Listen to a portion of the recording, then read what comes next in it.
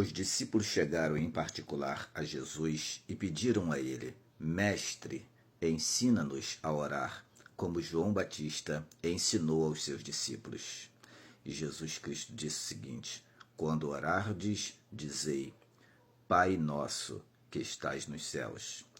Jesus não estava ensinando uma oração para ser decorada, para ser repetida, como se fosse um ritual contínuo em todos os lugares, como algumas pessoas fazem. Ao iniciar uma oração, repetem todo esse texto. O que Jesus estava era ensinando os elementos de uma oração completa. E ele disse o seguinte: Pai nosso que estás nos céus. Jesus está apresentando Deus como Pai. Jesus está mostrando para os seus discípulos que a partir daquele momento todos teriam acesso direto. Você pode, inclusive, pedir orações a outras pessoas. Orai por mim. O apóstolo Paulo pedia orações, mas você não precisa delegar a outras pessoas esse direito que é próprio, que Jesus lhe concedeu, de você ter acesso direto ao Pai. Você não precisa mais ir ao pastor, a um evangelista, a um presbítero, a uma irmã, entre aspas, tida como irmã de oração. Você é a pessoa de oração. Ninguém vai orar por você melhor do que você. Ninguém vai te apresentar a Deus melhor do que você. Nem sua mãe, nem seu pai, nem seu irmão, ninguém. Então, Jesus Cristo diz: Pai nosso.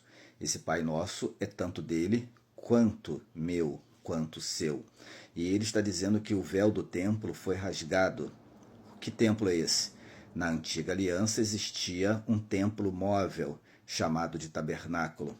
Entre o santuário e o santíssimo lugar existia uma divisão.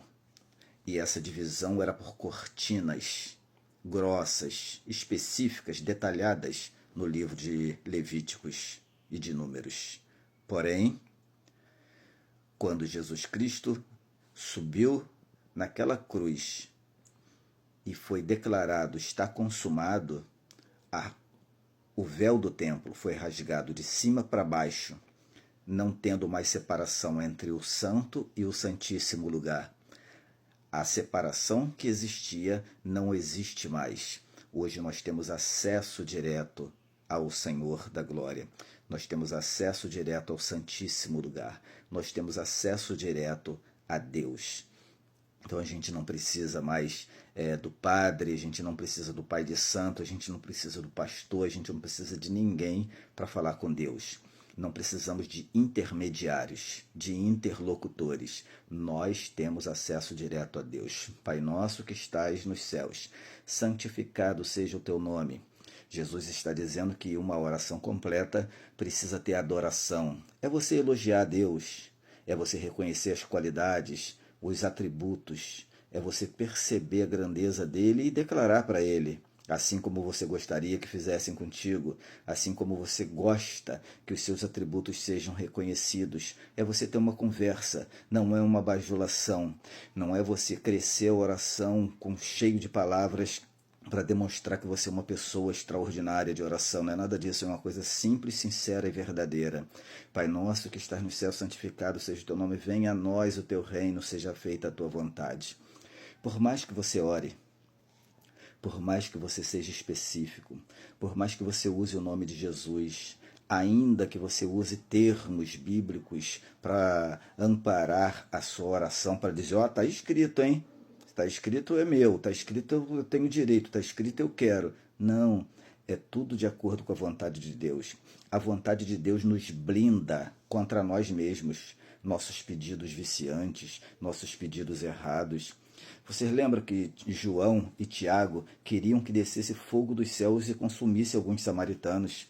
Nós temos algumas orações intempestivas baseadas nas nossas emoções. E o apóstolo Tiago escreveu que algumas de nossas orações não são ouvidas porque não sabemos orar como convém.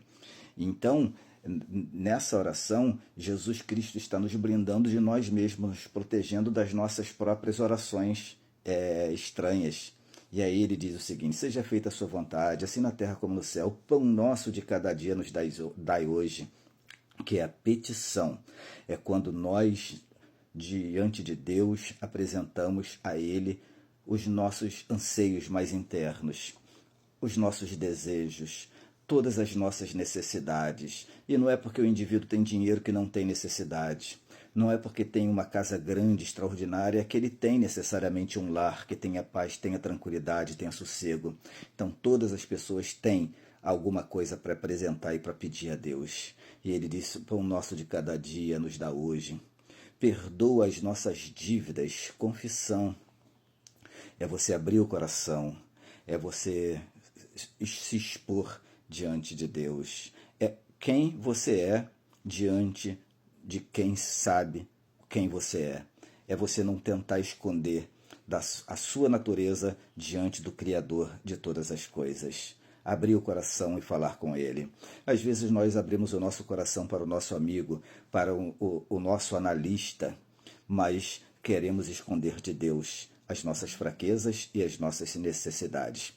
Ele diz o seguinte: ó Senhor, o pão nosso de cada dia nos dá hoje, perdoa nossos pecados, assim como nós perdoamos aos nossos devedores. Você entendeu essa pegadinha aí, né? Assim como perdoamos os nossos devedores. Mas ele diz o seguinte: não nos deixes cair em tentação. Não há quem não seja tentado. Tiago diz que nós somos tentados quando somos atraídos e engodados pelo nosso próprio desejo, pela nossa própria concupiscência. O que é isso? Nosso ponto fraco. O nosso tentador pessoal conhece as nossas fraquezas, as nossas fragilidades. Ele sabe onde estão as nossas feridas e ele ataca justamente nos pontos fracos. Ataca em todos os pontos, mas se o ponto é fraco, a probabilidade de vitória é muito maior. E Jesus Cristo está dizendo o seguinte, que é para nós pedirmos a Deus o livramento do mal. Ah, eu estou de pé porque eu sou santarrão. E eu estou de pé porque eu jejuo. Eu estou de pé porque eu vigio muito. Eu estou de pé porque eu sou assembleano roxo. Eu sou de pé porque eu ando com a Bíblia debaixo do braço. Eu estou de pé porque eu vou à vigília. Não, nós estamos de pé, na maioria das vezes, porque tem alguém orando por nós. Nós estamos de pé porque, na maioria das vezes, Deus está ouvindo as nossas orações. Não somos nós que estamos de pé, nós estamos sendo erguidos pelas mãos de Deus. As tentações vêm e, às vezes, elas vêm muito bem calculadas, milimetricamente planejadas para a nossa destruição. Mas aí o poder de Deus nos guarda, nos livra, nos protege. Ah, não existe quem não possa ser tentado em alguma área da sua vida. Não é questão de caráter, não é por questão de retidão, de santidade, é misericórdia de Deus. Se você está de pé, levante as mãos para os céus e fala para Deus: muito obrigado, Senhor, por me livrar de todas as tentações. Não nos deixe cair em tentação, livra-nos do mal, porque teu é o reino, o poder e a glória. Você fecha a oração reconhecendo a grandeza, o poder e a majestade de Deus. Você encerra a oração sabendo que Ele tem poder para atender a sua oração.